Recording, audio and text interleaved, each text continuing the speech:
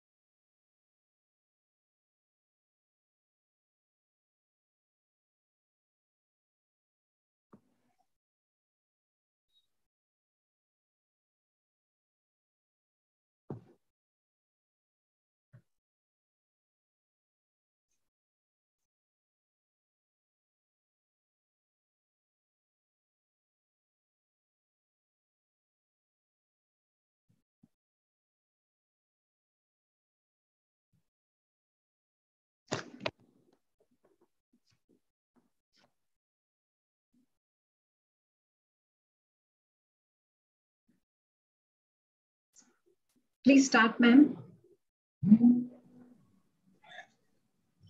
A very good afternoon and a very warm welcome to one and all. I, on behalf of the Gender Sensitization and Equality Initiative Club of Maharaja Agrasen Institute of Management Studies, take this opportunity to welcome our esteemed resource person, Professor Sugandan Murthy, Professor of Economics, Lady Doak College, Tamil Nadu, who has joined us to speak on this very interesting and a very pertinent topic, gender gaps in science, technology, engineering, and mathematics. I also welcome all our distinguished dignitaries who have joined, our director, sir, heads of various departments, gender champions, and most importantly, our participants of today's session. Before we begin the fourth module of this comprehensive online program of Understanding Gender Inequality, Intersectionality and Social Action, Feminist Perspective, let me have the privilege to introduce our resource person of the day. Dr. Sugandan Murthy specializes in gender economics and has done her doctorate in it. She has been teaching at Lady Doak College, Madurai for 35 years. She has conducted more than 100 awareness, sensitization programs and workshops for different groups of people in the community. She has served as the member of the Curriculum Development Committee for Women's Studies UGC, course writer for Women's Studies in IGNU, Board of Studies Advisory Committee for Women's Studies in many universities and colleges. She is the chairperson of ICC Against Sexual Harassment and was the director of Women's Studies Center in her institution and the governor's nominee for Selection Committee for Women's Studies Kerala. She was the first controller of examinations in Indian Maritime University, being instrumental in getting sanctioned a business incubator with a budget of ₹1 crore, the first of its kind sanctioned by MSME for any arts and college women's college. She was able to enable women entrepreneurs. She has published more than 50 papers in reputed journals and presented 100 papers in national and international conferences.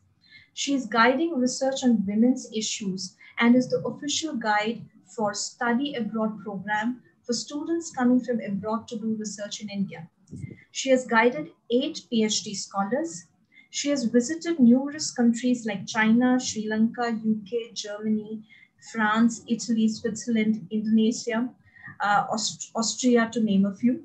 Her deep passion about women's issues has led her to work with academics and NGOs to reach out to the community. She has received 2 Best Associate Professor Awards and Lifetime Achievement Award.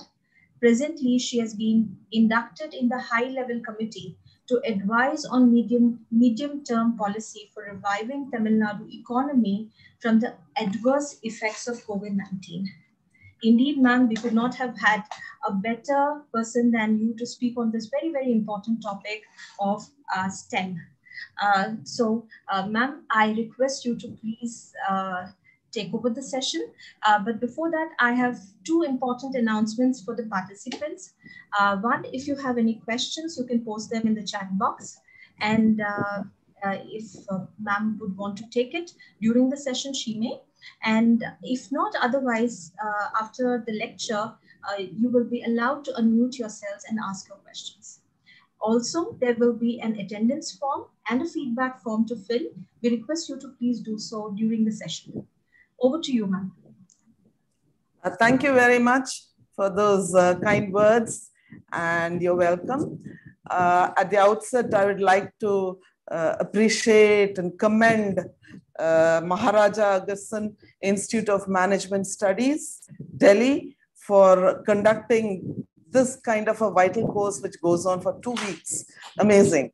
And I was also extremely thrilled to see the topics that you have chosen for this program.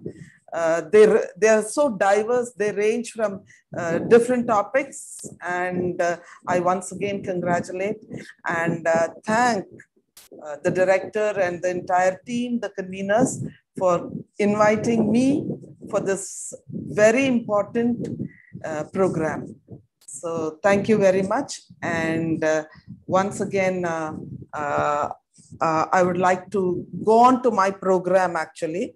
And I will start with a small real life story, right?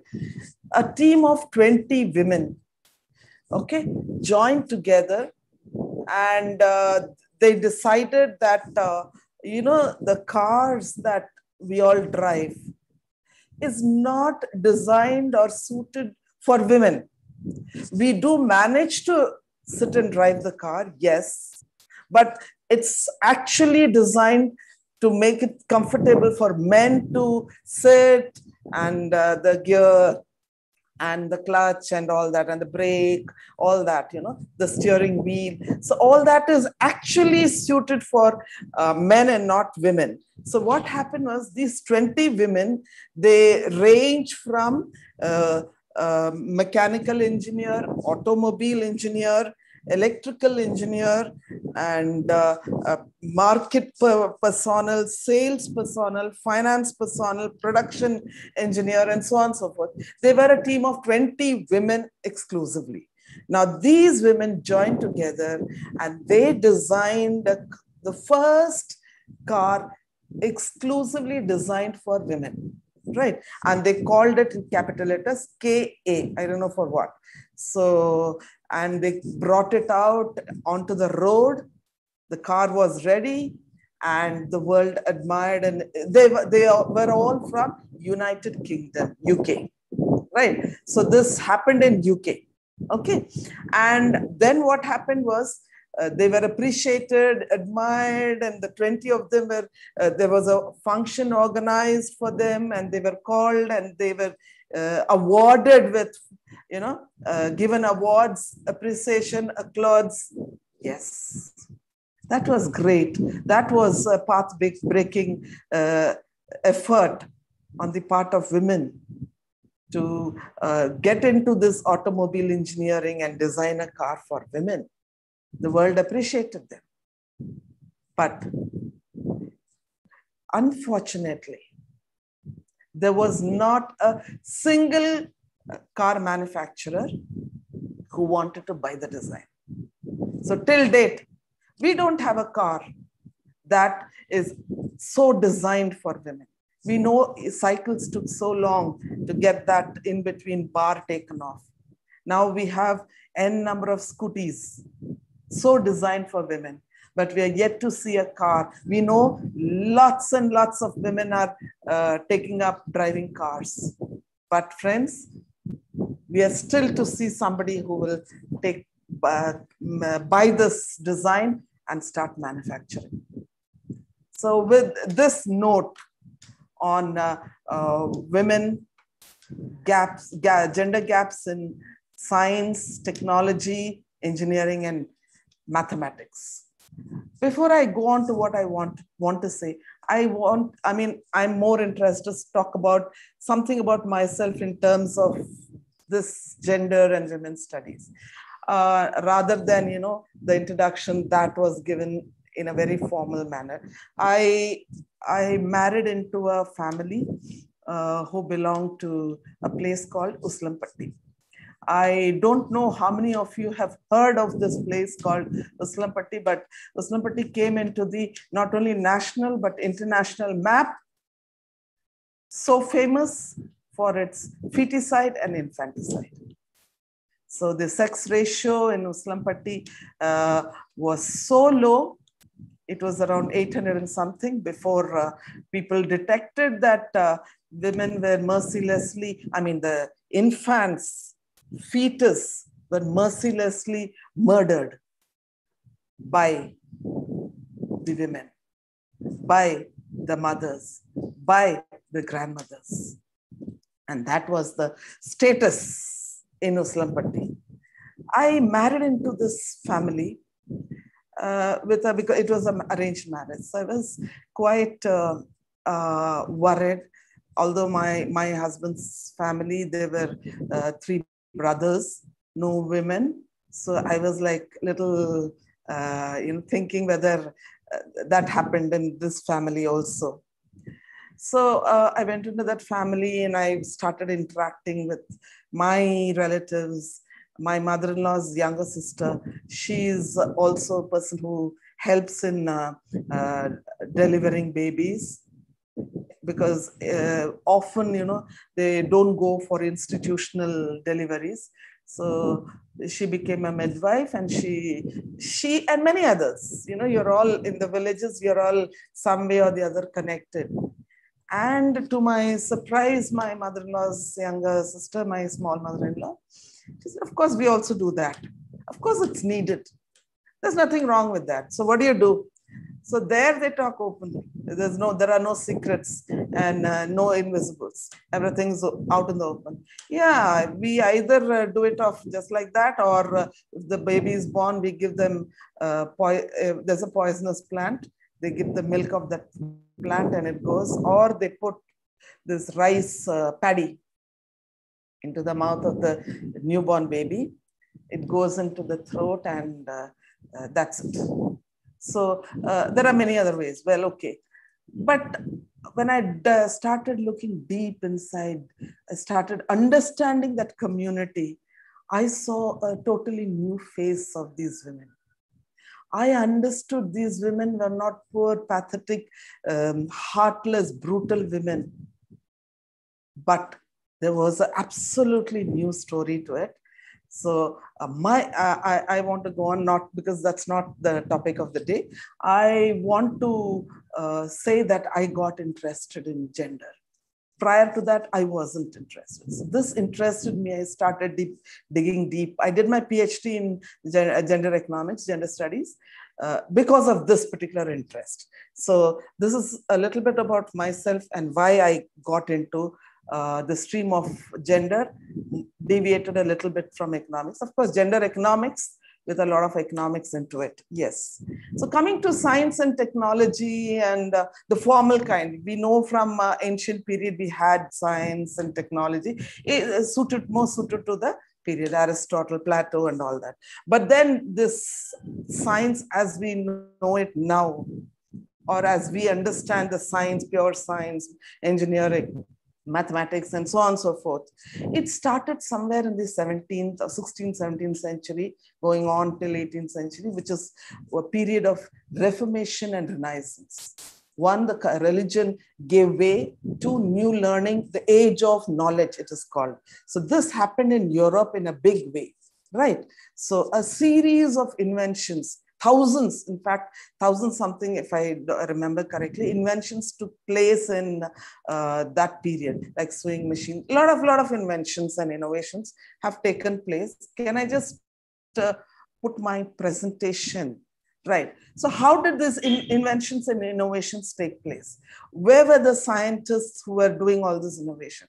Most of the innovations were not by well-learned scientists in laboratories, but they were people who were dropouts, people who were not well educated, but they were, real life learning took place. So this age of enlightenment, as we call it, happened mostly where people gathered, like in tea shops. So in fact, the portals of this science knowledge college or university is nothing but a science. It was actually called Science Over a Cup of Tea.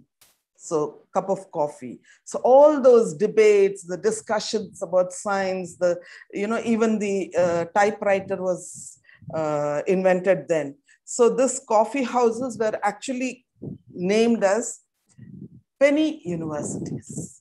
So the men went out and they were meeting, discussing the tire, the engine, the steam engine. Newton was sitting under a tree and he saw this fall and all that. Where were the women? How could the women go out and sit under the tree or in tea shops and have discussions about science and technology or whatever knowledge they have? In tea shops, they were totally left out of the whole debates and discussions on science, technology. And even if there were some, they had to do it in the name of their husbands or their fathers or their brothers. But they could not let out that they are doing this. So one field in which women were, it was women's foothold. They were the ones in that period. It was the medical field. Women were the ones who were the so-called, in Tamil we call it Marthuvachi, the doctors, like what we have in India, Ayurveda and all that. So the field of medicine, just as science and technology developed, the field of medicine also developed. And it developed in such a way. Just a minute, I'll share my screen.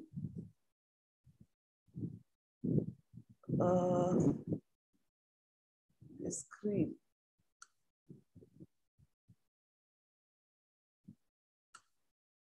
Okay.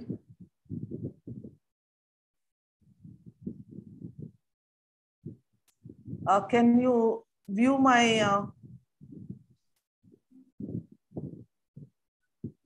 No, ma'am, it's not visible. Oh. So shall we present, ma'am? Yeah, I think that should be fine because okay. I seem to have some difficulty. Just give me a minute. Yeah.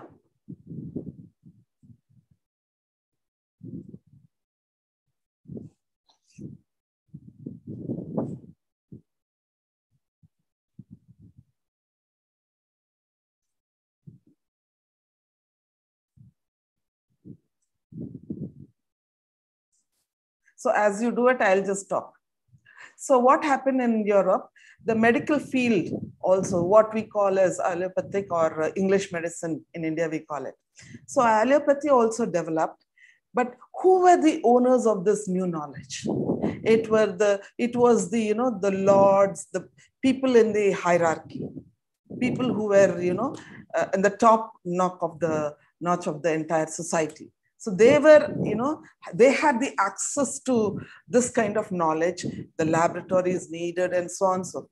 So how were the families, the peasants, and people at large treated? It were the women in the family who had hand medicines. And this was the treatment for the entire community as such. Thank you. Yeah, can we go down? Next.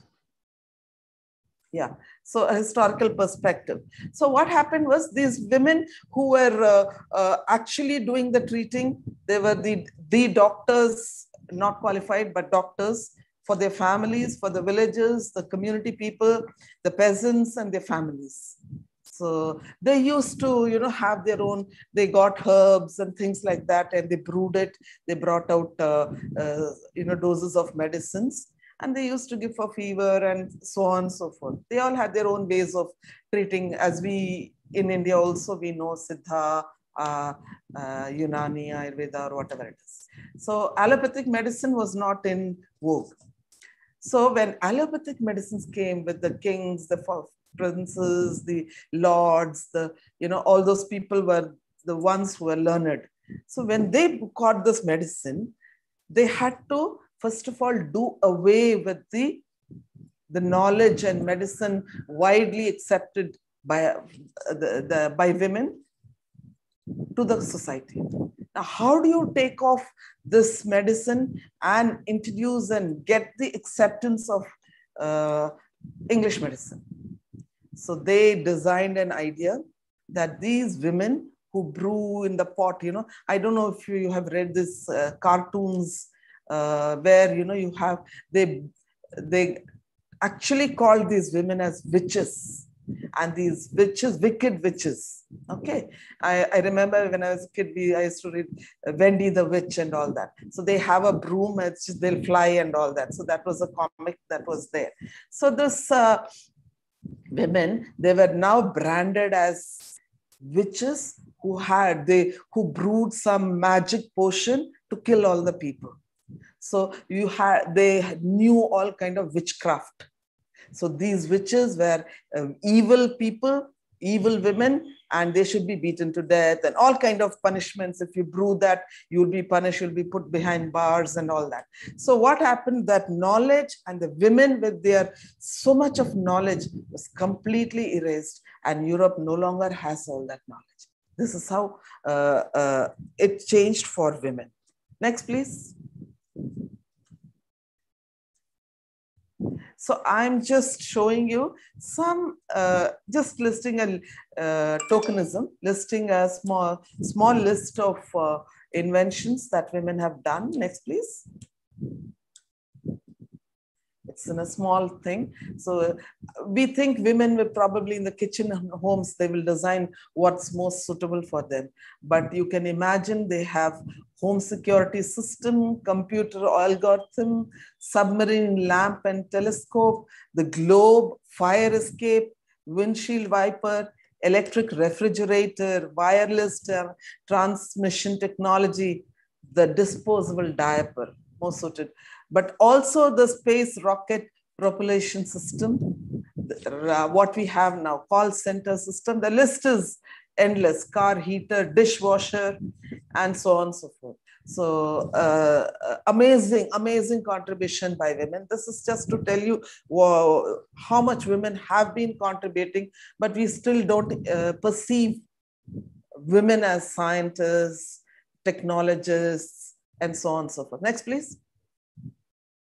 Yeah. So as I was telling you, in medical field, okay, the women on the one side, women are perceived as, when you think of a doctor, we perceive women as the gynecologists. At the most, we imagine them as somebody who's with children and women. But otherwise, there's not much that we expect a doctor to do, a heart surgeon or a neurologist, a nephrologist, oncologist. We still don't imagine, and women don't come into that field also, which is a stronghold for women. Next, please. Okay. And why do we need more women in STEM? What's the big issue about it? Well, if women are interested, they can come. But why do you need more women? What is the rush and need for women in science, technology, engineering, and medicine? I'm sorry, mathematics. So to now start thinking, do we need women, and do you need to push women in such a big way? Yes. Next, please. Yes. So let us remember, let us know that there is a huge demand for professionals in STEM field. There is a shortage.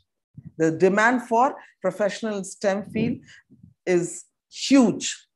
and demand and supply, this is economics, demand and supply don't meet. So the 50% of the population who is almost left out, we need them. We need more women to participate in STEM. In fact, what they're saying is there is a shortage of skill, but women are left out. Okay. Now we are quickly waiting for the fourth industrial revolution. We've finished with her 3 industrial revolution. Fourth is coming. And unfortunately, only 28% of engineering graduates are there in engineering field. In computer science, it's a little better, 40%. This is according to UNESCO. So in fact, what is predicted maybe after 2025? Now we have non-technical jobs in a big way, right? So we become teachers at this, restaurants, service sector, banking sector, so many, agriculture sector, you may name it as there, but less in terms of technical jobs. By 2025, let me assure you, it has been forecast more demand for technical, more jobs for technical people or STEM will be much more than non-STEM jobs, non-technical jobs. So almost all jobs will have the technical aspect of it, whether it's medicine, whether it's agriculture, whether it is any kind of service, any kind of manufacturing, industrial units, etc., etc. So you need to train people in STEM in due course. You will have less of, even now, being in the teaching field, I need to know technology. Otherwise, I can't go on. Online classes are there. So now I'm a techno person as well as a teaching person. So you cannot do away. So women have to be trained and skilled. You can't do away with it. You need it. So especially after the 4th industrial revolution, the end-to-end digital intelligence system, artificial intelligence, Internet of Things, robotics, and data science, data management and data science. These are the areas where jobs are going to be there. So if our young girls and women are still not ready for it, let them roll up their sleeves and start equipping themselves, molding themselves to this new area of job. So this is why we need women in STEM. Next, please. Yeah. Now, women in STEM are so crucial for innovations. Why is it crucial for innovation? Now, by and large, when you see how is a house constructed, a car manufactured, or anything for that matter, it is mostly designed by men for men. Gender, let's not be carried away by the fact that gender neutral is same for everybody. No, gender neutral is not same for everybody. It is still designed by men, and therefore it's so much, tilted for the or suited for men. For example, let's take a simple example of an office which has an air conditioner. And the air conditioning, it's a common, air conditioning system. So the air condition, maybe they will put it for 20, 18 or 24 or whatever it is, the temperature. Now, why do they decide? It's a common thing. Why do they decide that it is to be 18 or 24 or whatever? It is designed in such a way that men, what is the heating process that happens inside the bodies of men, the metabolic rate. So it's generally assumed that men will be in the offices and the metabolic rate for men will be different for will be the same for people.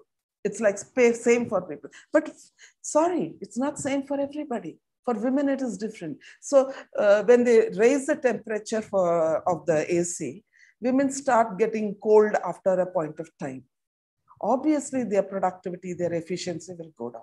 Now, you can't go and say, I'm cold, please reduce, because it's a common thing and you have to bear with it. You take any office, the chair, the table will be so much because men's height. So they will usually order common tables. So the common table means the women are they have to be like this. Why in the office? At home, it is a civil engineer. Civil engineering is a man's bastion. So most of the civil engineering are men, right? Civil engineers are men. Now, when constructing the house, just think of the kitchen, the slab in the kitchen. So they will manufacture idhar tak, your stomach. Fine. So for the woman whose average height of a woman is 5'5", now it's a little higher, 5'1" or 5'2", recent trends. Okay, it's here. So fine. Then, but the men forget to realize, uske baad you put your stove, uske baad you put your cooker or whatever you cook on, then you have to do this. Raise up, look, andar kya hai? If the cooker is big like this, then you have to peep in and see, because our height is on an average 5. Just think of recently, everywhere, but recently this COVID PPE equipment. You see, it is so suited for men that what happens is, towards the end, these women, doctors who are wearing the PPE kit, they are like loose like this. Their gloves loose for the men, because the PPE kit is manufactured in such a way, it's only for the men. The size is neutral, they say neutral, but the neutral is more inclined towards men's size. So these doctors, the nurses, and the frontline workers, they're all, so uncomfortable wearing those loose gloves, wearing those loose PPE kit. Even if you're in the engineering field, the helmet, right? So all this is this protective equipment. You'd be surprised how difficult, ill-equipped, ill-fitting equipments, whether it is eye thing or the body armor or the vests, it's the same. The consequences are the same. In fact, it's almost the same for all modern gadgets. Okay, they are mostly designed for men. That's why if we take the statistics and see, the car crashes for women is higher than men. Not because they don't know how to drive well, not because they are inefficient. So, but because the design is such, they sit and drive in uncomfortable circumstances, right? So, be it kitchen equipment, take our transport. Okay, DTDC. Okay, what happens? The first step in the bus while climbing in is so high.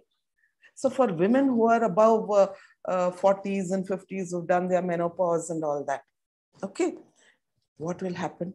So they have to raise their leg up, and women of 40s and 50s and 60s, most of them have knee problems. So they'll have to raise their knee and hold on to the handle and manage to climb in. So uncomfortable. Then for the younger girls who are wearing school going, college going, they're wearing salwar kameez. Now people wear salwar, tight salwars. So they can climb. But then every time they raise their leg like this up, their leg is seen, their back is seen, and it's a sight for all the men who are around. Why can't you design when I went to China, the buses were like this. So as soon as the bus stops, the last step will come sliding out. So we walk in, easily step in and go in. And as soon as it's over, the last step is this, it slides back. So the women don't have issues. Why can't we think of this small thing, but so uncomfortable for almost all women? This is just an example I'm talking to you about. Most importantly also, I was just thinking how women need to be part of this scientific community, especially in medical field. I can assure you 100%, my dear friends, there is almost, let me tell you, almost no scientific studies, no, I wouldn't say no, very marginal scientific studies on menopause. Who will do it? Why should they do it? Is there a commercial purpose for that? Why should I? Fertility, I will do it. I will do that. You'll have fertility clinics in nook and corners of the city. So therefore, fertility clinics, there's a lot of research, Inverto and I don't know what, all that. But why should any pharma company, medical company do on menopause? But all of us know, youngsters would know, your mothers, what they underwent. When I underwent my menopause, suddenly I found my BP was high. And then I found I'm onset going on to diabetes. So I was quite worried. I was in Chennai working in Indian Maritime University. So that's not my home. I migrated for the job. So when I came back, I had to take medicines for BP and diabetes. So then I came back here and my well-known friend and doctor, I went to her and I said, look, yeah, I went to Chennai taking up this, probably the stress of working in a university, which is totally male oriented, all this has happened. She said, no, you're not diabetic. You're not having BP.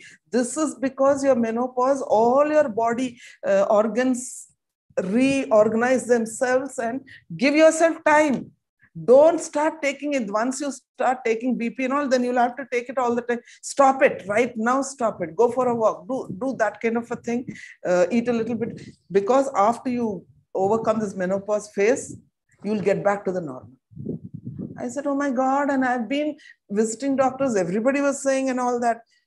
Oh God. Then she said, actually speaking, there is no scientific study on this, or we have not been informed of it. If there is any, nobody is interested to share it, but I know out of experience. So you wait couple of 1 or 2 months and see, and you keep coming and checking your, vital parameters and all that. I was absolutely normal.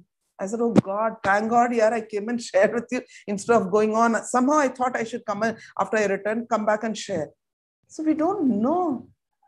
We know only that when you have your periods, you should use whisper. You should whisper it and use whisper. So damaging. So damaging. It's so thin. So much of chemicals to absorb. And you can use it for 10 hours. You can use it for the whole day. All the chemicals in the vagina. Definitely leading to cancer. Who will find? There's commercial people, whether it's Johnson & Johnson, Sun Pharma, whoever it is, they want to sell their products. They're not interested in women's health. Who will be interested in women's health other than women? We need to get women into the medical research field, whatever it is. So people are not interested in breastfeeding. People are interested, commercial, big multinational companies are interested in selling their powders, milk powders. So nobody wants, even if they have information, they're not going to share it with you to say what you should eat, what kind of a diet for, mother's milk. So this is so we crucially need more women into our system in a big way, actually. It's a great urgency. It's a great necessity. Even this COVID, how badly it is affecting men and women. How differently it's drastic, simply drastic. I mean, this is not the place to talk, but I'm saying you need women to understand whether it is medical field, whether it is engineering field, whatever the field is. Right. Next, please. Okay, so this is my area. We need women in STEM, mainly because it will boost the economy.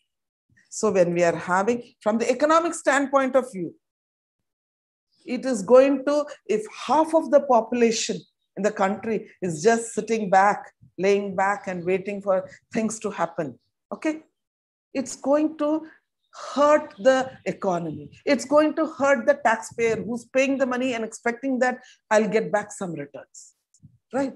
So it's huge loss to an economy, actually taking backward step. So you have two wheels in a cycle. So you are doing good work with the back wheel or front wheel, any one wheel. And so you overoil it, you clean it, you may ensure that it is smooth and all, but you don't care about the front wheel. Just leave the front wheel off. Do you think the cycle will go fast? Will it be efficient? It won't, unless both the wheels are. This is the same with men and women. We are almost 50%. We are almost 50%. Then if you're going to feed the men and give them all the inputs, access to all kind of resources and uplift them and just leave the women back. That is why this medical field and crucially the medical field, so much lagging as far as women is concerned. So increased participation of women in the economy, in STEM, will boost the economy and give economic stability. So therefore, it benefits not only the men, the women, or the women who are participating, but the entire community, the families and the entire community. So that's so important. Next, please. Yeah, so this is, I think, so important. So when we meet as scientists, men and women, work in the laboratories and try to invent, innovate, identify, discover, women will give a unique perspective to the entire scientific conversation. So we need to incorporate this collective intelligence of both men and women so that it enhances creativity in whatever work those people, research group is working on, providing new context to the entire situation, and very important, understand the perspectives of the society, the people, as in families. As women, we are able to perceive, understand, have an really in-depth outlook about family members, the men, the daughters, the sons, and all that. The same input will be given there. So what happens is it improves the quality of life of family members, the society. So we need more women in the STEM workforce. Otherwise, we are missing out on whole large things. Now we know even things like women are driving autos, women are driving trucks, women are driving tractors. So they need to know. We need women to be part of that agriculture and equipment, agricultural practices, right? So actually the diversity in the research group brings more knowledge, more inputs and new perspectives. So we need women. Next, please. So this I had already told you. It improves the economic stability of the economy. We would like to say that women are risk averse. In economics, we call there are people who are risk lovers, risk neutral, risk averse. So generally, women are called as risk averse. But now we look at it as not risk averse. That is, we don't like risk. We stay away from risk. Risk gives reward. The more the risk, the more the reward. So women are like, don't take the risk. So they don't achieve greater things. But no, women, now the theme is women are risk aware, not averse. They know what is the risk and they move their steps. They move how to do, whether it's a family and there's a debacle or a problem in the family, how to move the coins, how to come out of the problem. So stability at home, stability for the community. Next, please. Yes, so important. So if more women are, already we are saying there is a need in the labor market for more professional in STEM. Men are already there in a big way. So we need to incorporate women. But how will you incorporate more women? Because girls are not coming into that field. So when we see such lovely role models, they will inspire the forthcoming generations to participate in this. Next, please. Yes. only women can understand women's needs. So as I was telling you, whether it is sanitary pad, menstrual management, hygiene management practices, you'll be surprised. I did a study about how much do girls know about menstruation. I took two groups. One is 6th to 10th, and then my college, women from various colleges. You believe it, school-going girls, they didn't know where the blood comes from, what is this for, how they've already done their biology classes. But they don't know, almost all my respondents didn't know much about it.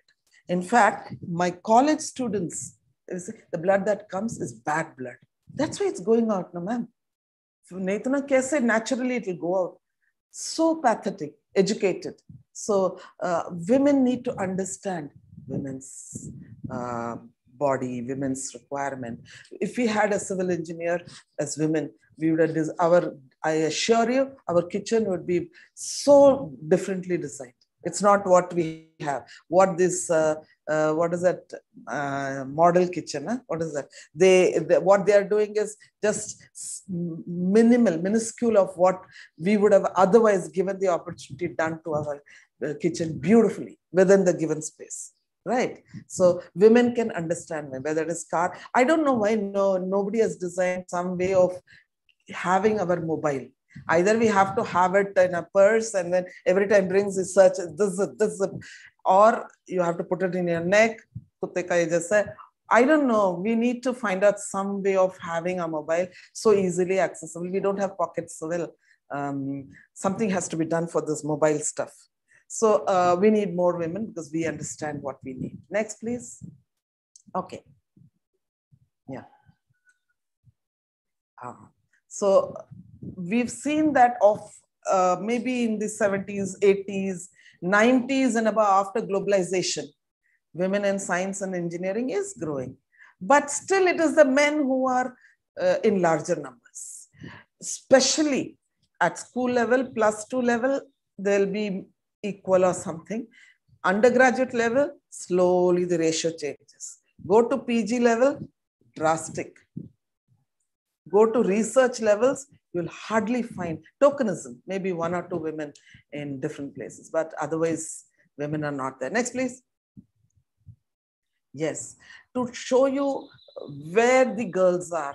This is the All India Survey of Higher Education report that is just released maybe 15 days back, 2020 report. I've just culled out a few. So where are the men and women in arts and science stream?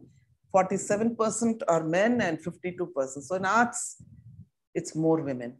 In science, you will find more women.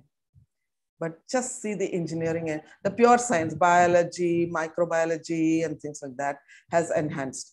You see, engineering and technology, male is 70%, whereas female is 30%. See the gap, where it started and how the gap. Interestingly, medical field, women are higher in number. So I'll just leave, too much of data will take up my time. Next, please. So the Indian National Task Force on Women in Science has reported that there are only 15% of women in Indian research and development. Whereas a 15% global average is 30%. We are not even halfway through. So imagine how much more we need to do to get women into the STEM field. Next, please. Then why we've said we need women, we need it, so important, so crucial. Yes, women are going to play a vital role. Coming years, technical jobs are going to be there. And why there are less women in STEM? Why women have not yet gone into this? Next, please. So looking into the factors, we'll just see. Women have been key figures in scientific and technology progress, yet men's narratives still stay. Men hold more STEM jobs.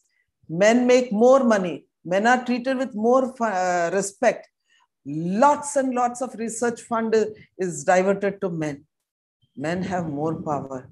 Okay, and women are outnumbered, overlooked, undervalued, or harassed for a number of reasons. Next, please. Yeah. So let's start from the beginning.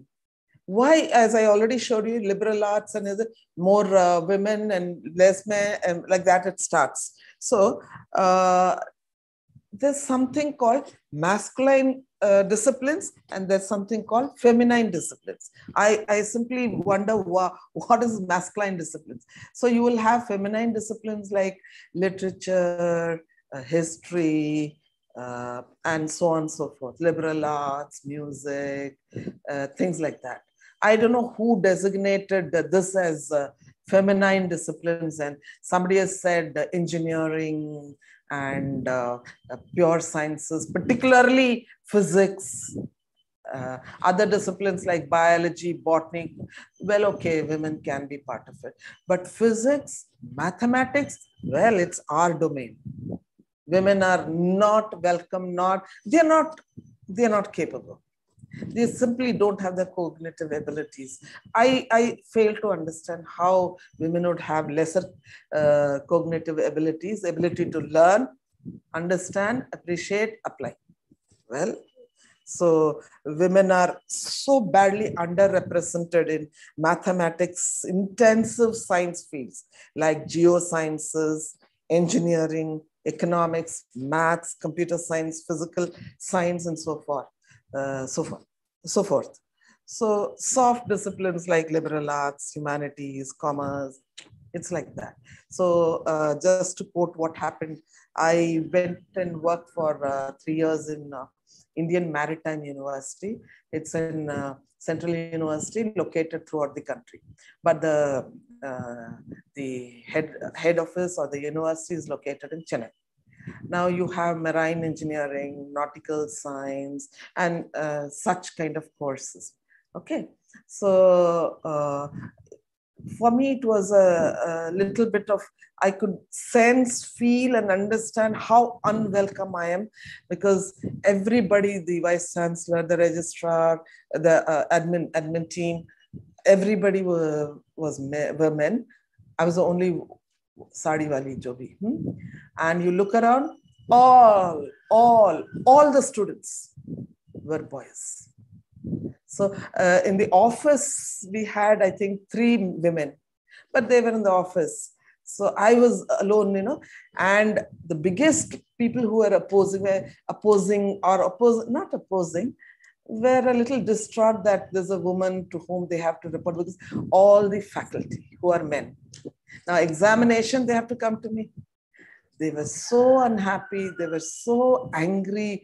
They wanted to show indirectly, not directly because they couldn't, indirectly their disobedience. And they kind of wanted to huff me off and so on and so forth. So I had to do plenty of hard work. So I got into every subject, learned the outline of the subject, not into the technical aspect, but well, I know what happens in this paper. So we have the laboratories. I went to each and every lab. There was a ship in design. So the ship-like thing, actually, I said, oh, start it, takes 1 hour. I said, oh, start it, and I want to experience everything. Every lab kind of learned everything. So it took me probably more than 3 months for them to say, this lady means business. Till then, it was like, why this woman? What does she know? So that kind of environment. So we are so badly. And where does it start? It doesn't start from +2 where they choose their stream and then later on to college and so on and so forth.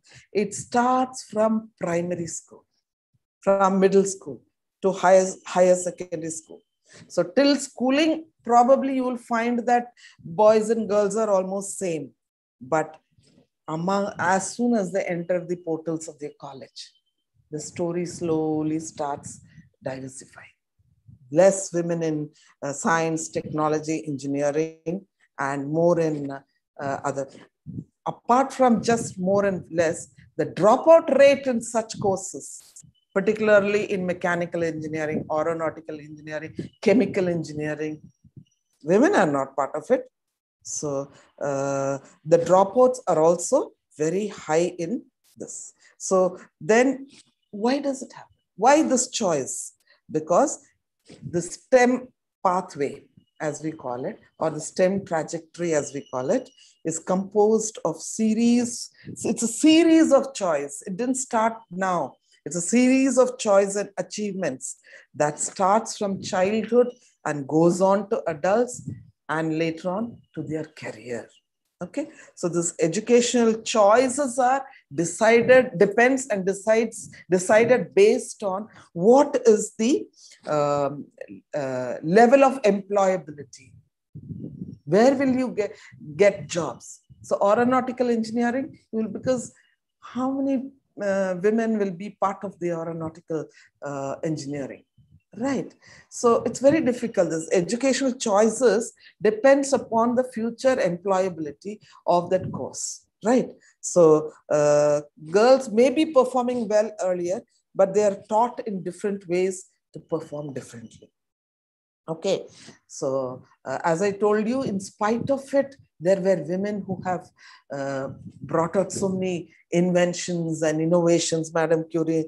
Actually, these women are women who have broken the boundaries and they've made new world possible. Imagine. So they have created the armored gun, machine gun material. Number two, that gun, what do you call that for gun? Protection they have for that gun, you know, they wear that so that the bullets don't. Bulletproof jacket, exactly. Bulletproof jacket. It was designed by a woman. The material was discovered by a woman. So these women, I mean, they've set the stage. That's why I listed a few, because I wanted people to realize that women just don't make diapers and dishwashers. They make many other things. Right. So they are the ones who are setting the stage for me. These women are fighters. Remember, not only fighters, they're visionaries. They're thinking about the future. And it is their tireless effort and advocates for change, for progress, and for hope, not only within communities, within country, but the world at large. Next, please. So we need to address it, but we know this whole discrimination based on gender, race, ethnicity, social, etc. It's so multi-dimensional. You can't say you have a one fit for all approach. So yes, we have said we brought this policy, fine. It's not like that. Each one of us identify ourselves so differently. Right. So how do we need to address every one of the issue differently. Next, please. Yeah. So we need to understand what are the factors that has been perpetuating or led to.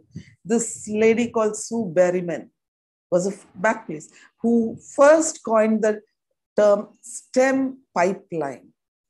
So what happens is women are there in the field. So this gender stereotype, which I think gender construction you would have already done, so I won't go to that. So this leaky pipeline, in the sense when women are in the STEM field, they're there, they do it.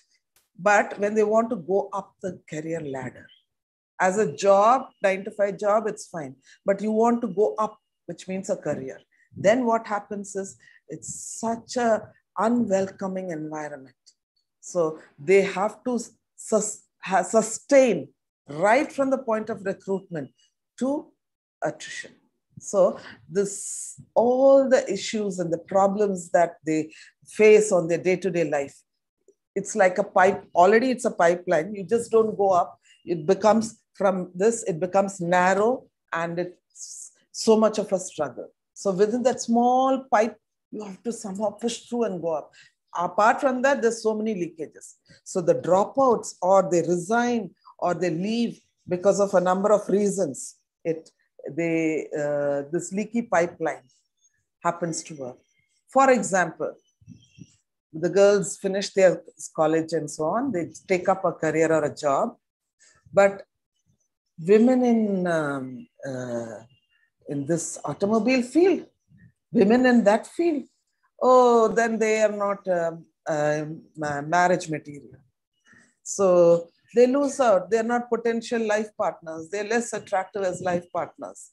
And therefore, this is one example of how they need to drop out or they have to work with men and so on and so forth. Okay, so we have a sequence of life events leading to career choices. So it's not just, I've done my PhD in engineering, so I'm going to become a scientist. It's not as simple as that. There are a sequence of life events: getting married, having children, taking care of elders in the family. So it's a whole linear progression in the life that maps the career of women.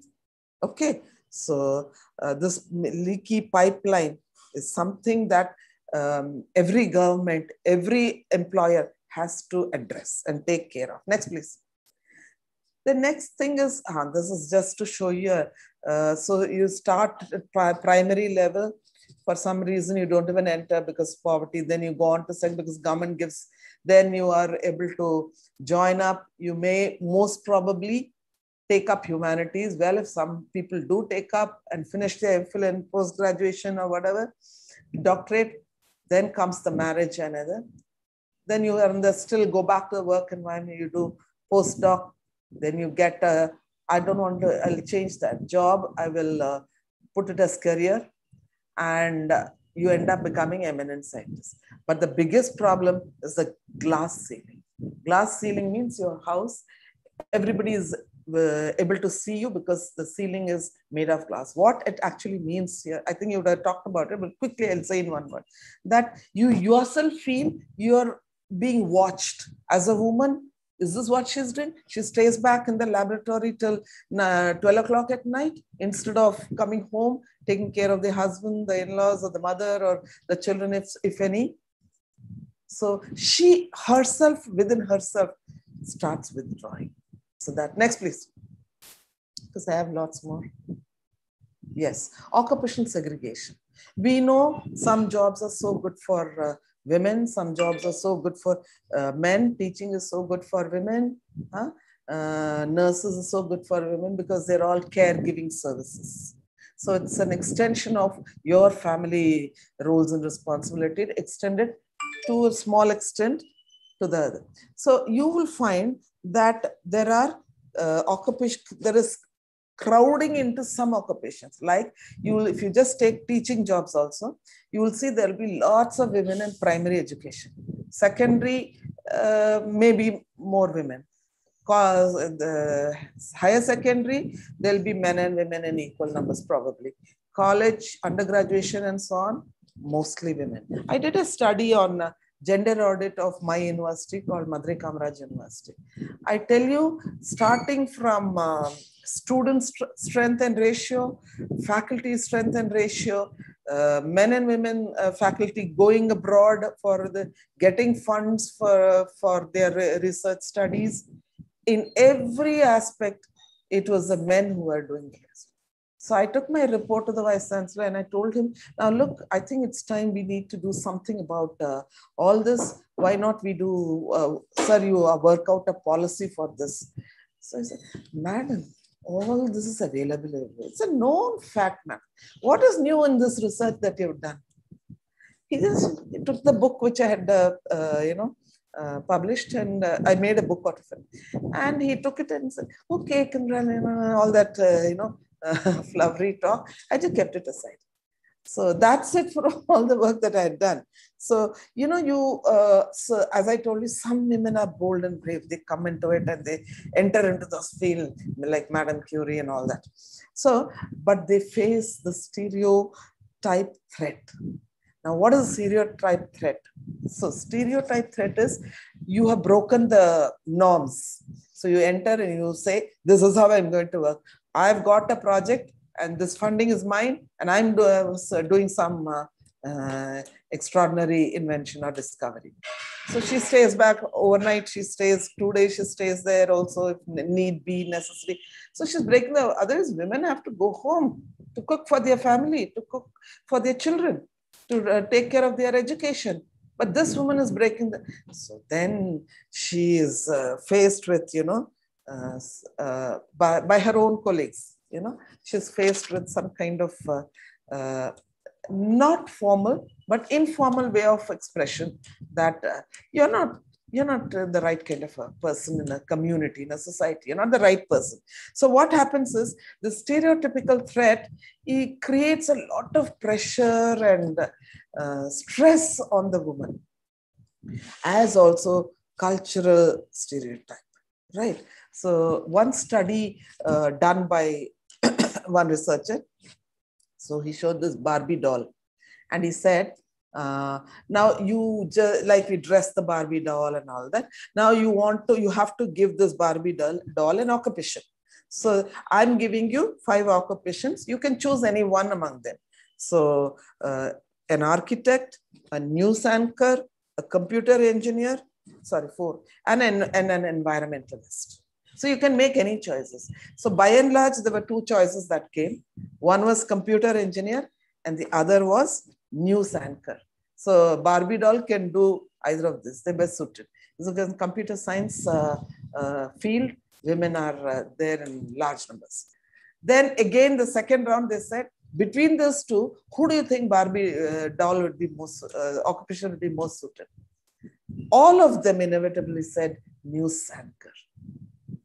So the last choice given is once again back.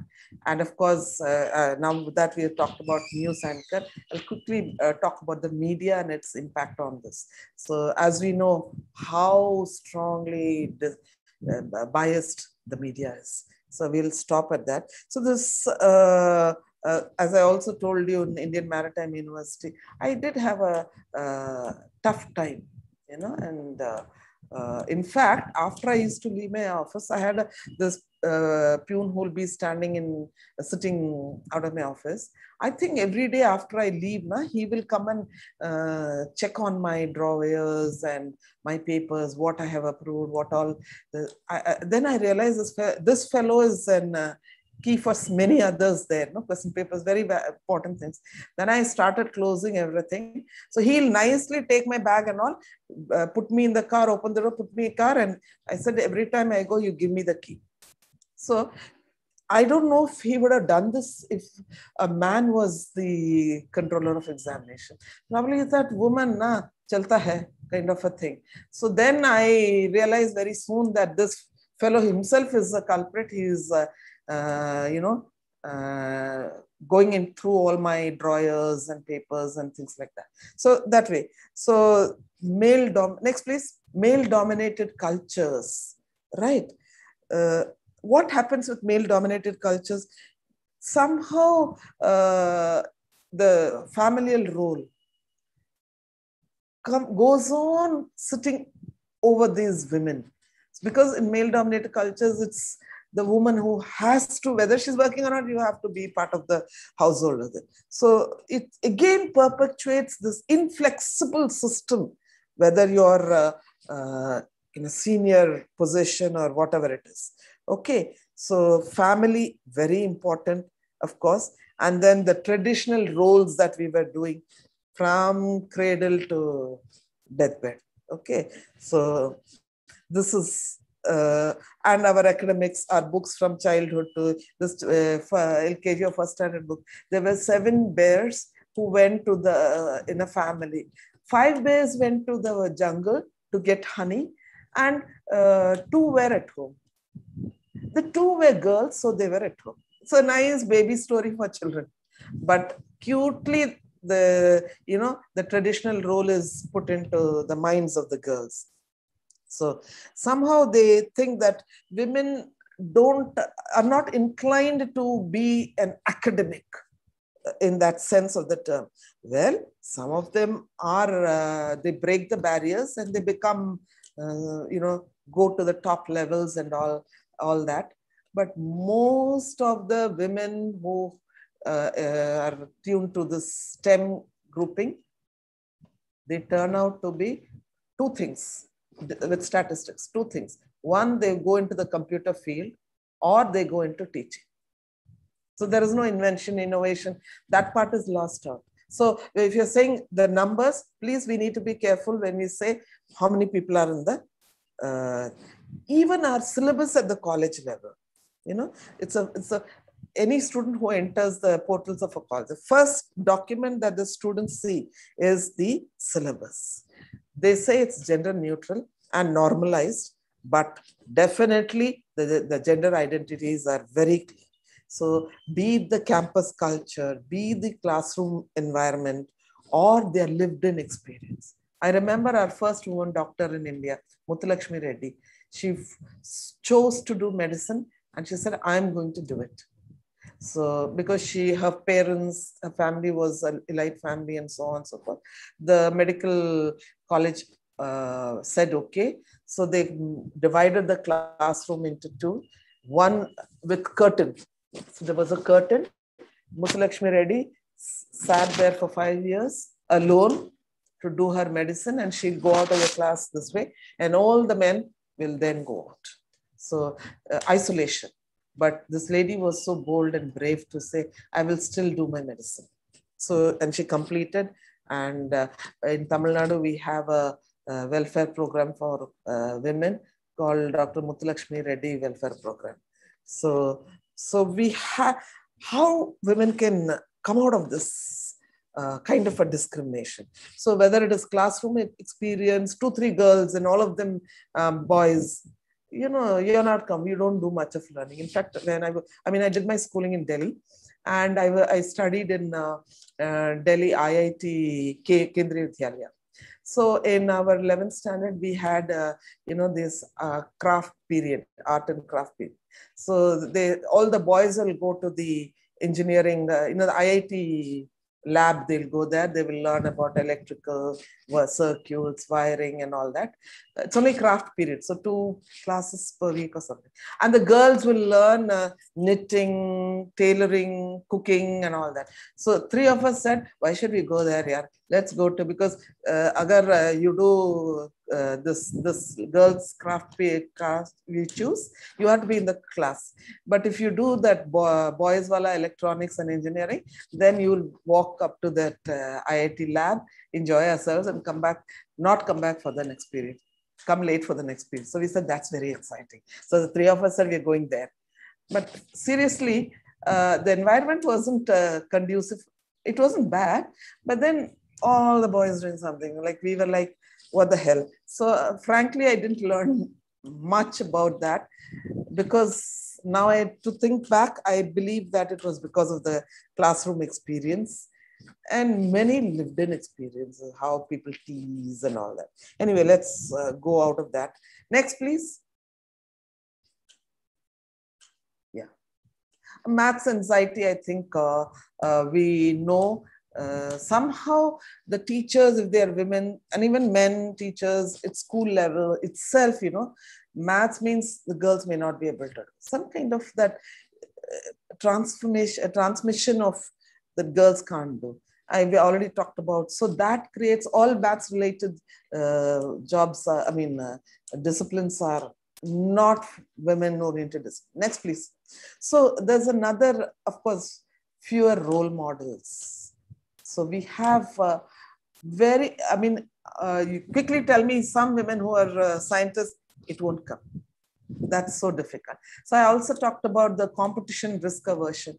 So women are a little diffident about too much of competition, overbearing competition, and risk aversion, which we now talk about risk awareness. Next, please. Yes. Somewhere down the line, we lose our confidence because of us. We've been always put down, and therefore we break through and go also. We still feel maybe I'm not too good at maths. Maybe I'm not so good with computers. Maybe I'm not so good with aeronautical or whatever it is. So so that somehow confidence, we start losing confidence over time. There are lots and lots of women who drop out or would like to, occupations that postings that are not so challenging and competitive. Next, please. Yes, chilly climate, which I was telling you, the campus. So there is an unfriendly, a chilly climate it's a technical word actually, chilly climate, where at the institutional level, you take any harassment, sexual harassment case, the management would like to just close it down. They wouldn't like things to happen. Right. So I remember when, I'm the ICC in charge. So my girls come and tell me, ma'am, outside this the fellows are doing that and all that. So I'll give them lend them a hearing and all that. Then I'll tell them, just write in a paper, this is what, you need not even sign. Just write your name and write paper, this is what is happening. That's all. I won't trouble you anymore, but I will see that the minute I tell them, take a pen and paper, just tell this, write this, they will never come and meet me again because of the chilly climate. They're afraid that things may happen. So institutional level, it happens. Right. Now, recently, I don't know if you're abreast of what's happening in school. There are a number of cases that have been caught in Chennai. The teacher in online class that indecently dressed on an online class and asking the girls to come in the evening for extra class and, undressing, wear this dress, all that. So they've been caught now under POSCO Act. It came from one school, very well known. Slowly, many other schools. It's like, snowball effect. Now, many schools are coming up with alumna inclusive. They're all coming up with cases without their names. So now Tamil Nadu government is having a big issue of how to tackle this. It's getting political color, it's getting caste color and all that. Well, okay. Next, please.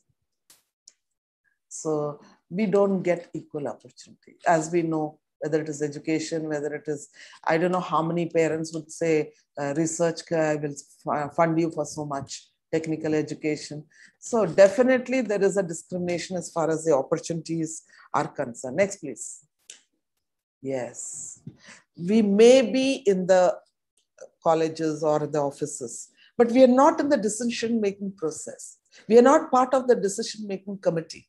And therefore, we are, let's take more women. Let's absorb more women. Let's promote this woman. There are no voices or very few voices because there are very few, but putting them into important decision-making posts, well, it's still to happen. Next, please. Yes, this is very important. There is an imbalance between the education system and what's happening in the boardroom. There's a lot of talk about in industry institute partnership, but it's in a very sorry state of affairs, right? So it's just talking, you train them this, we'll take your staff and we will train them. We will take your students, absorb them, place them, and we will train them. 2 months training and then we will take them. So change in the syllabus, change in the way it should be done, it's not there. So this education and institute partnership is just a farce in India as far as I'm concerned. Next, please. Yes, this is very important. This is pretty new actually. Spatial discrimination. Actually, it's a very different kind of discrimination. It's not based on the skills of the women. The women may be well skilled, very intelligent, knowledgeable, etc., etc. But it is the workspace that they are in. Okay, this workspace is viewed by men as their male dominance or male supremacy, right? So even if the women enter, in the now Tamil Nadu government said women police need not come for bandobast and protection because they're women, let them be in the police. So many people have raised their voice against this. So what happens is, in the pretense of protecting the women from extreme environment, dangerous environment, they limit their functioning, they limit their technical space, be it aeronautical. Why should you come? You sit in the office, be in the AC, we will go and do the necessary mining, chemical engineering, okay? So whether you're in a fertilizer industry or you're in nuclear science, this thing, let them not be. So you be in the non-technical aspects of it, non-threatening, Okay, so what is happening is they restrict women's enhancement of knowledge, new thinking, new creation. So what is happening?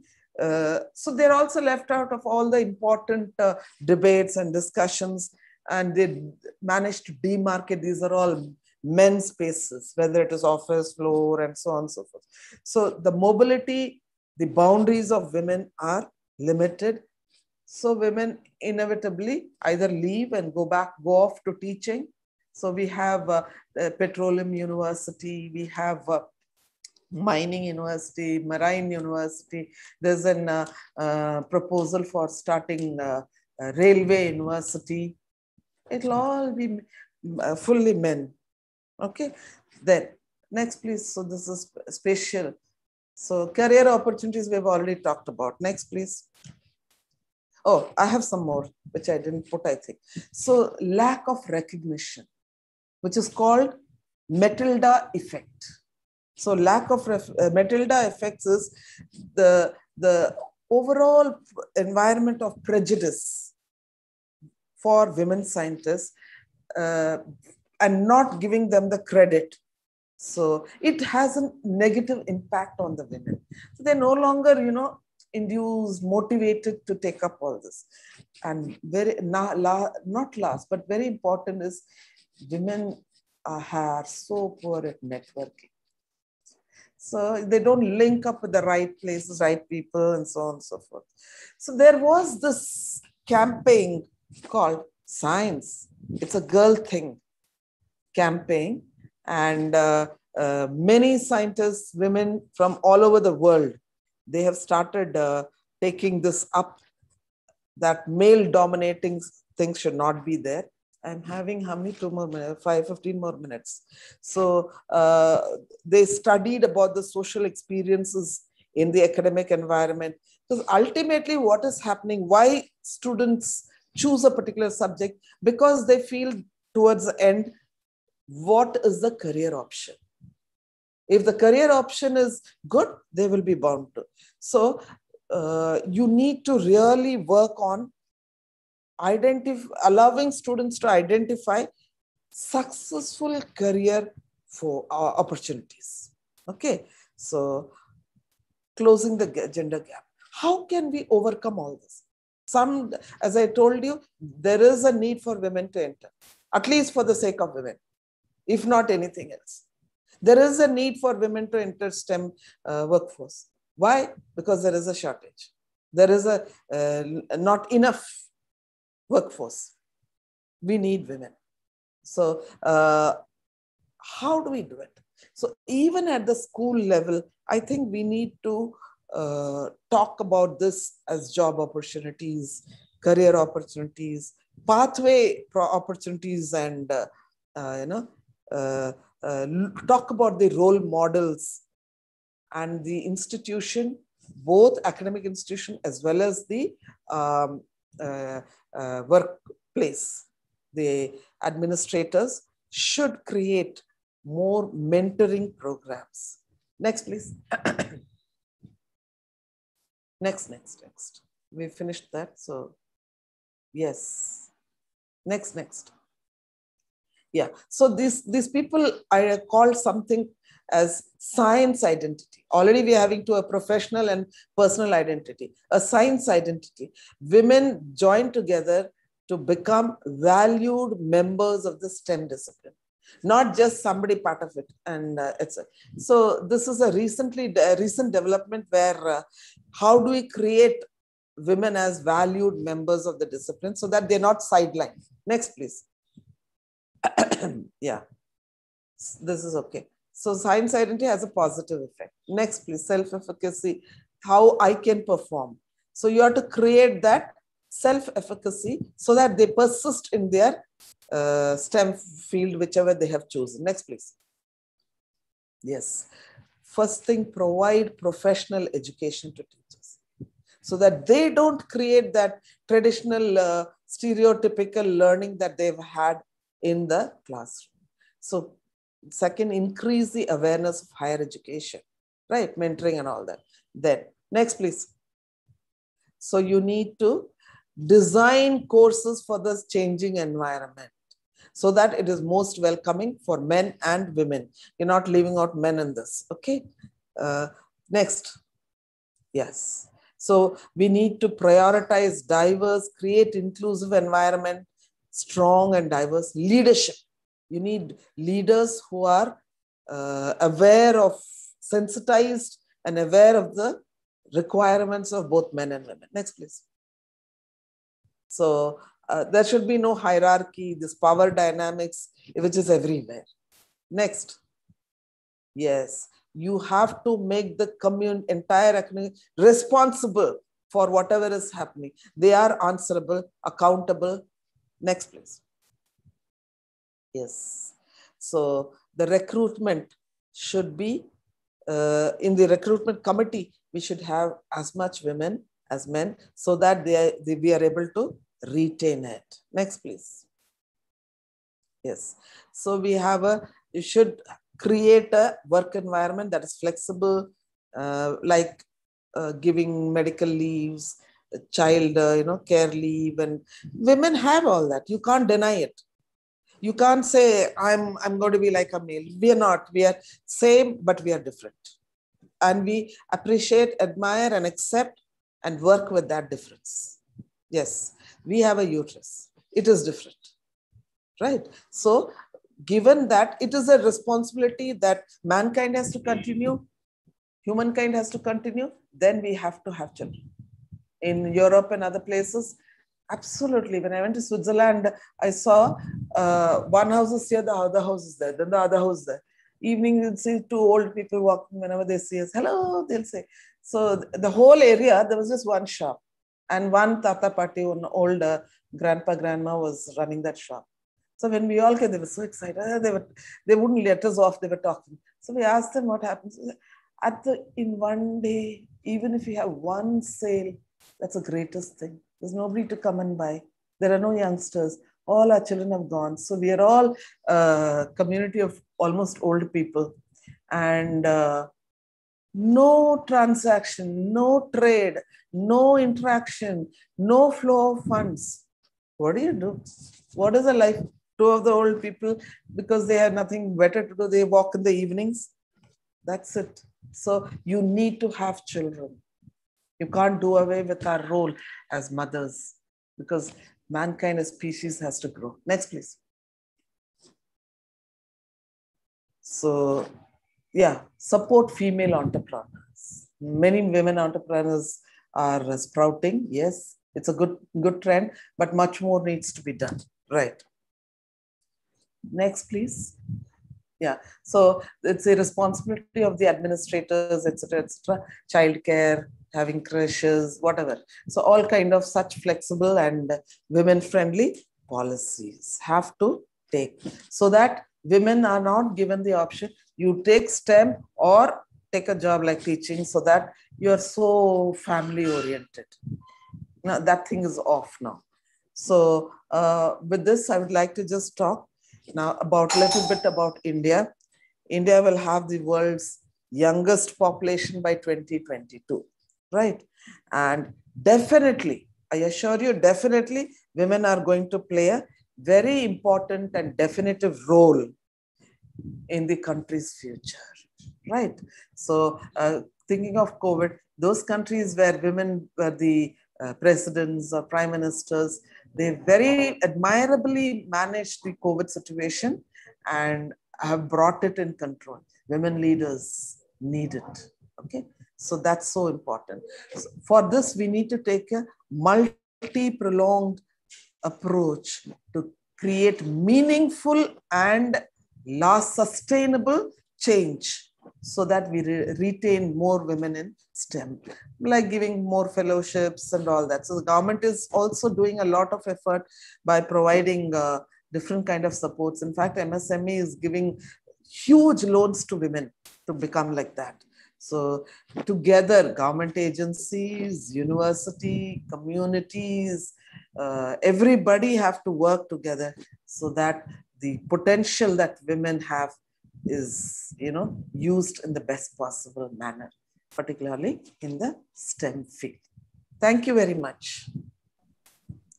So, yeah, if we have questions. Yeah, thank you so much, ma'am, for this wonderful, insightful talk. Now, may I invite the participants to please ask their questions. I request them to raise their hands if they want to be unmuted, or they can put their questions in the chat box.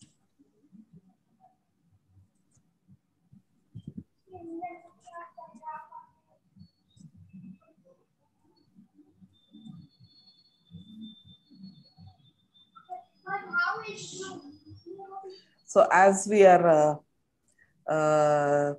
waiting for questions, let me just add some more about this medical thing. So all these parameters like your BP or your sugar or your hemoglobin, it's definitely different for men and women. Now they have definitely brought out for male, this is the, for female, this is how it should be, which was not so earlier. But now it is slowly from gender neutral, it's becoming how both for male and female, how it would work. So also the medicines, the intake of medicines, the intake of food. Ma'am, let me begin with a question. May I, ma'am? Yes, please.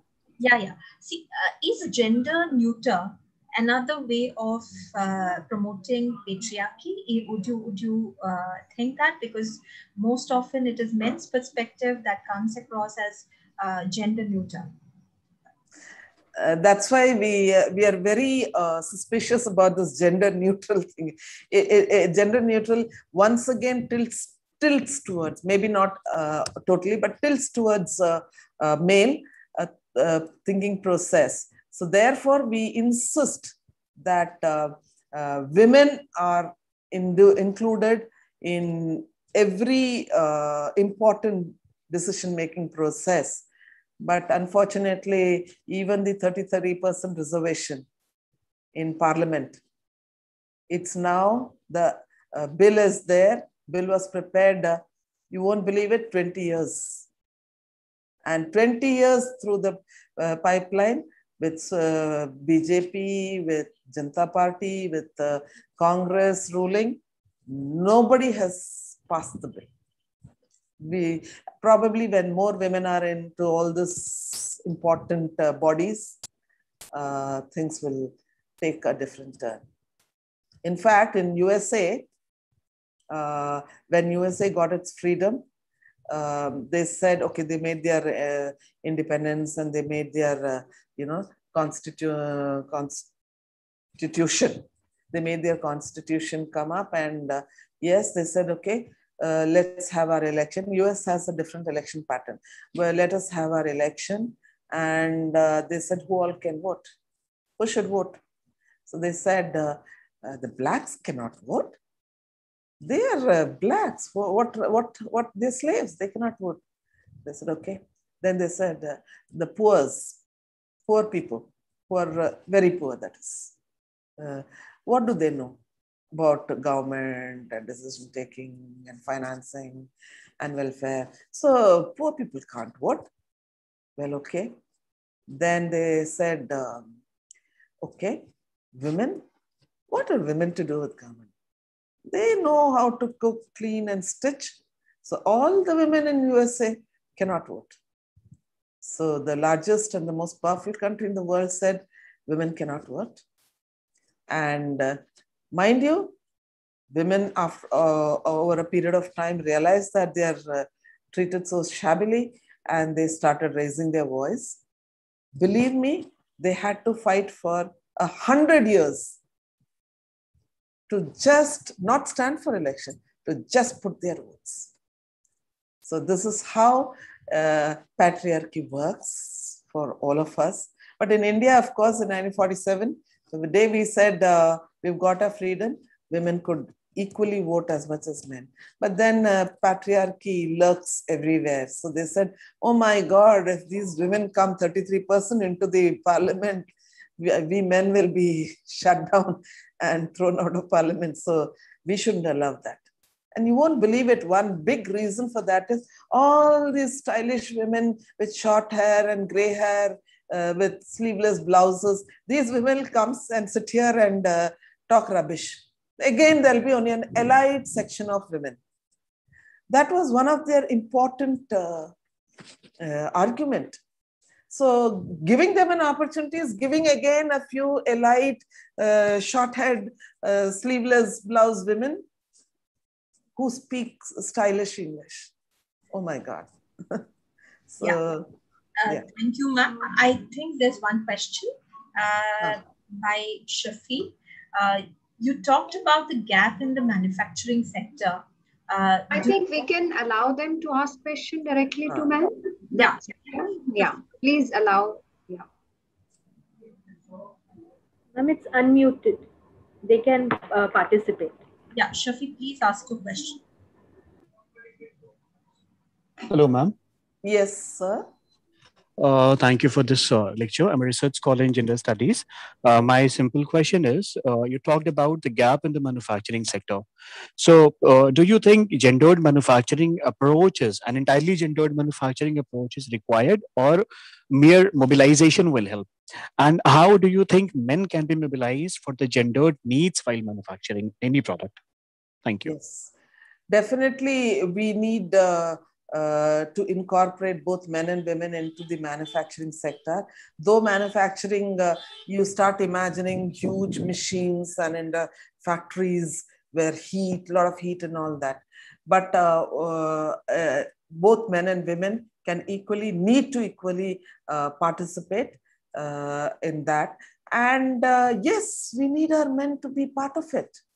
Unless both men and women together work at it, especially in such a strong male bastion. Manufacturing sector is such a male bastion, but the government is also doing lots in terms of providing funding for women to start their own production units of different kinds.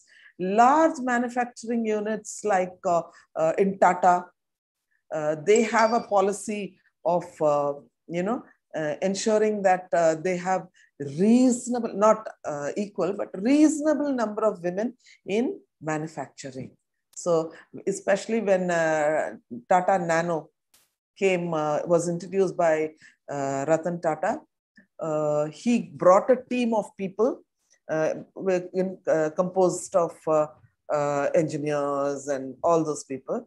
So he had a large proportion of women in that team who designed this nano car for, initially they said it would be for 1 lakh, most, budget friendly, so that lower middle income group can also own a car of sorts. So it was like an auto kind of a car, the design, over time, but there were a lot of women in that team also. So that's it. Yeah, 2 participants have raised their hand. Dr. Rashmi Jain. Hello, ma'am. I have a question. Ma'am, I just wanted to know, don't you think that women-friendly policies are already there, but women are hardly aware about it, or if they are aware, they are not allowed to avail those facilities? That's so important, especially in the private sector. They do absorb a lot of women because they want to utilize their potential, but they're not providing them the right kind of, what should I say? I should confess that in my own institution, we have 6 months, we are an aided institution, so we are under the government regime and our rules and regulations. We have to follow the government rules and regulations, in which 6 months maternity leave is supposed to be given. But our administration has decided that you can get 3 months maternity leave, and the other 3 months you'll have to come and join. And if you don't join, you will have to, for the next 3 months, you'll have to appoint someone and pay for that person to take charge of your classes. So many institutions, even government, quasi-government institutions also do that. So unfortunately, all these women-friendly or gender-friendly policies or pay discrimination, pay gaps, they are definitely there. And with privatization, still be there in a big way. So unless something big happens. This is Eknash Khatri.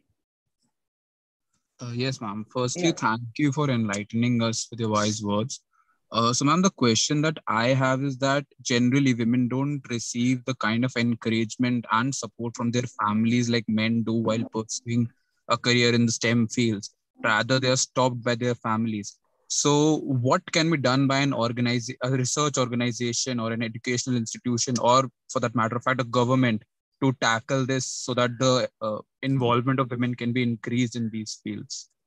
Yes, actually, this can't be done in a day or two, or just by a couple of policies put in black and white. This is a long process, long-term project, starting from school.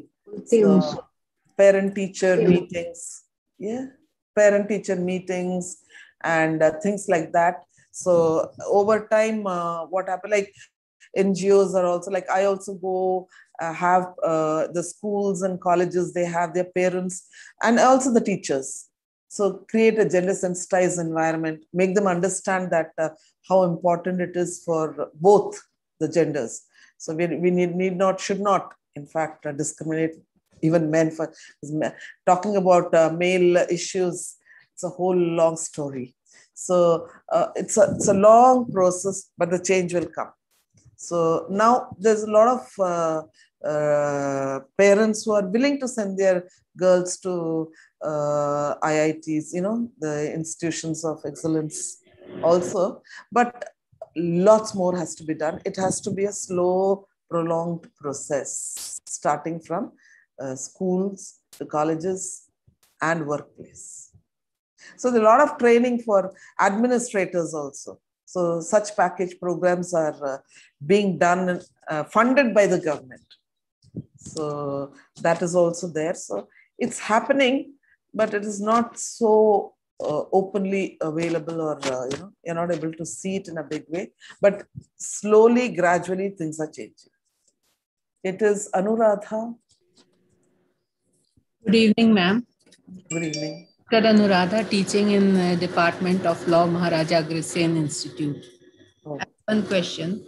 The Indian Army is planning to induct women in combat roles also. So what is your idea? Can women play the role of infantry soldiers in the frontier areas effectively, keeping in view their physical strength? To be honest, I'm also a little diffident. It's a very difficult circumstances if they have to go to the front, war front, and in Kashmir or in Pakistan or China borders and all that, with the climate conditions and all. There are a lot of women who are there doing good jobs, especially in Afghanistan and all that, where women are doing very well. Nevertheless, being part of this culture, we still feel, those questions are yet to be answered. Like in Sri Lanka, these women tigers, yes, LTT. They're doing LTT. So they're all very bold, and there's a lot of examples of how well women are doing in difficult circumstances, war-based circumstances, and so on and so forth.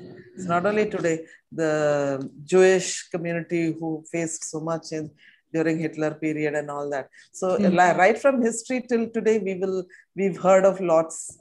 But frankly, in my personal, I'm still wondering is it possible? But I met a lieutenant commander, I forget her name.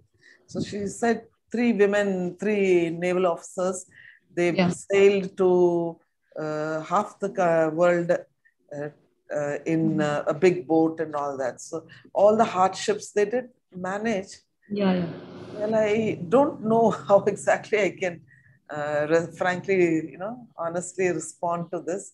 But I guess over time we will see when these women get inducted, how are they doing? In police, they're doing pretty well. Yes, ma'am. Yes. Yeah. Thank you. Good evening, ma'am. Ma'am, I would like to ask something.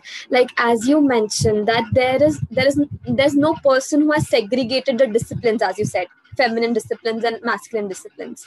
Now, can we say that it is us only who are basically responsible for this? Like if I take an instance, like in the early age only, we basically provide cars and trucks to small little boys for playing, and we provide dolls, kitchen sets to the girls. So can we say that these instruments are the ones that are shaping them into the view or the perspective that yes, when they'll grow up they'll be coming up with the same profession? As if I talk about my cousins only, he's very much into cars, destroying it, looking into things that what can be made out of it. And whereas I have a cousin who's a girl and she's basically into dressing up the dolls. So can we say that it is our own fault that we are basically molding our siblings, or basically the parents are molding their siblings into such perception? Very true. May I know your name? Myself, Mimansa. Okay. So Mimansa, what you've said is very true. Probably you talked about it in construction of gender. Actually, this is the lighter side of it. The heavier side of it, you would see that these girls, you know, when they are small children, maybe 2 years, 1 year, 3 years, they're asked to, you know, when they're sitting like this, open, you know, the parents or whoever, sit properly, sit straight. So she will, whether she's wearing a chemise or not, she'll have to wear a panty, right? But for the boys, with the kids, you know, it's okay for the boys to not wear a trouser, pants, right? So they can susu aa raha hai, so bahar jaake karo, you know, maybe in not in flats, of course, but in places like this, you know, they easily boys can go. The same habit which was it's easy, a small boy bathroom mein bahar jaake karne do, garden mein kar do. So that slowly has changed to what happens is, over time, it's men who are going in cycles, they stand in the roadside, they do. Men who are going in scooters and scooties and bikes, they will stop and they can't control their urine.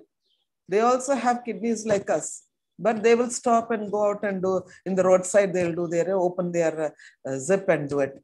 And it is men who come in cars, the light, the etc. They also will stop their cars aside and find a corner to do. But you'll hardly find women doing that. You would never want to show your part, because right from when you're a baby, if you spread your leg and sit like that without a panty, you'll be scolded. Okay, so this is one reason why men are able to harass women. In buses, so many men will brush their penis against all age women, including children. Where did they get their guts? It came when they were 1 year old and 2 years old, and their parents had said, go out, bahar jaake susu karo.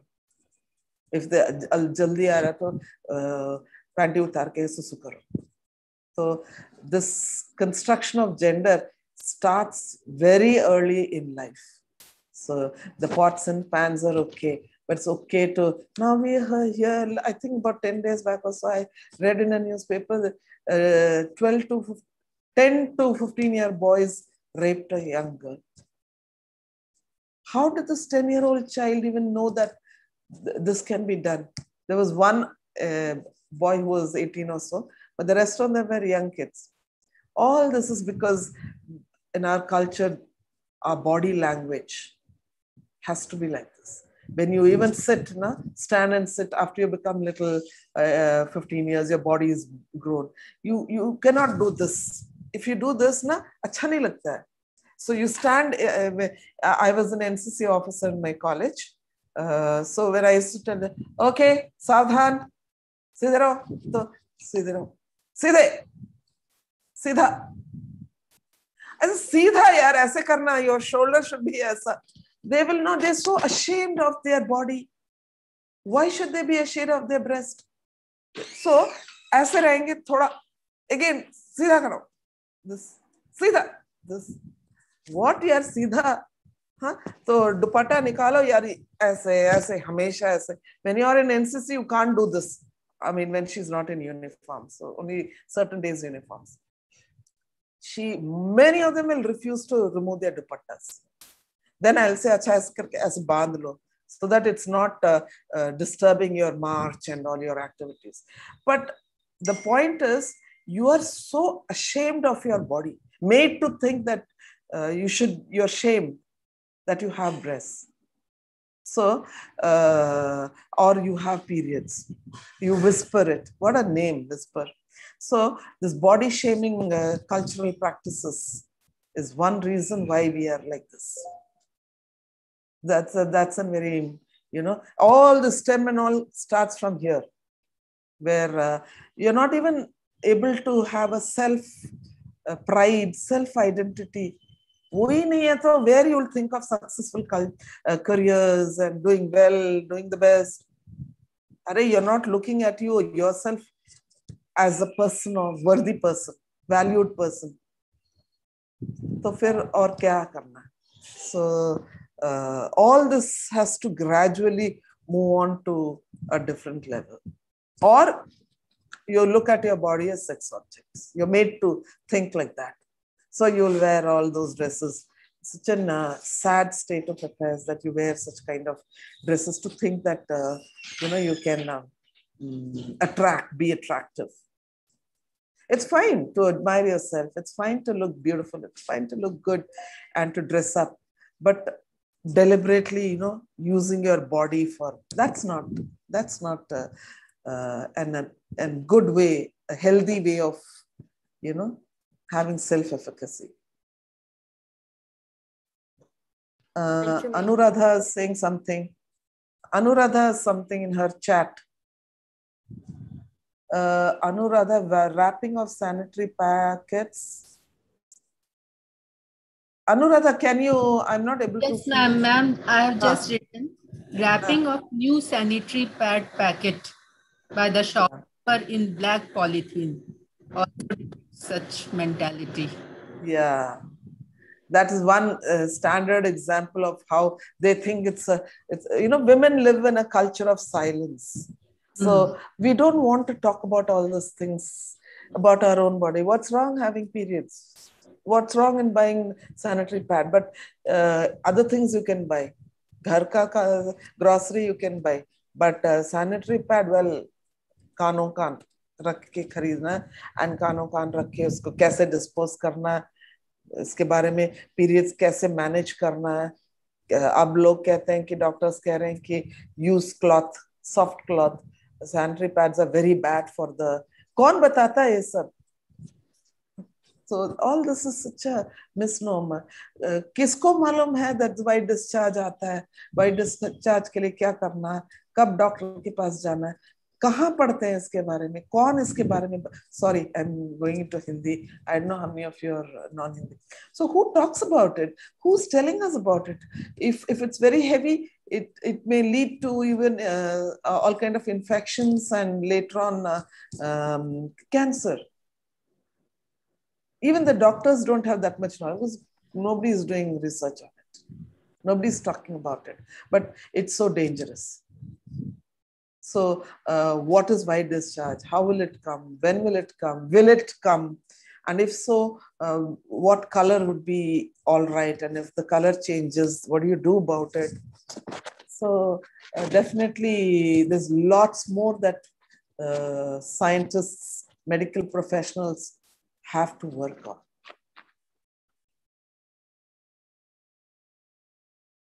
Yeah. Are there any more questions? If they are, please put them in the chat or please raise your hands.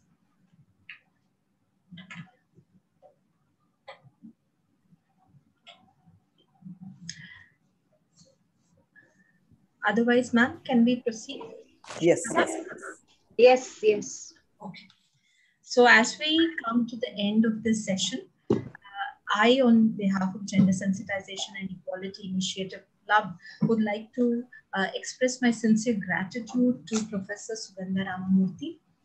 In her talk, she has very lucidly covered the historical aspect of women in STEM.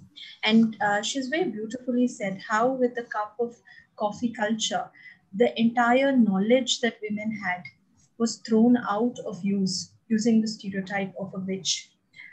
Then she also very beautifully brought out the need for having women in STEM, because that is how we get a women's perspective, the women's thinking. The needs of women are going to be brought into this entire dynamics of creation, manufacturing, innovation. In fact, even the women's biology, which is not so well researched, is going to come into this space. Ma'am also spoke about the various barriers that stops, and she beautifully brought out all the leakages in the STEM pipeline. And finally, she very beautifully brought out how to close these leaks, closing the gender gap. Ma'am, I can't tell you how grateful we are to listen to your theoretical as well as anecdotal experiences that you brought into this lecture. We are really thankful to have you, and I again would like to express my thanks to you.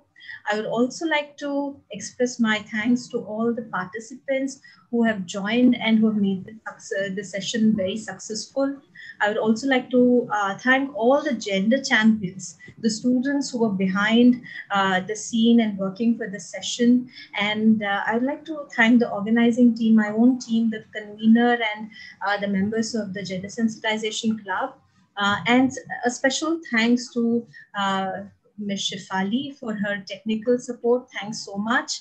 And we're going to soon meet with our next module. So with that, group photo, one group photo. Yeah. Can I request all the participants to please turn on their cameras while we have a group photo, please?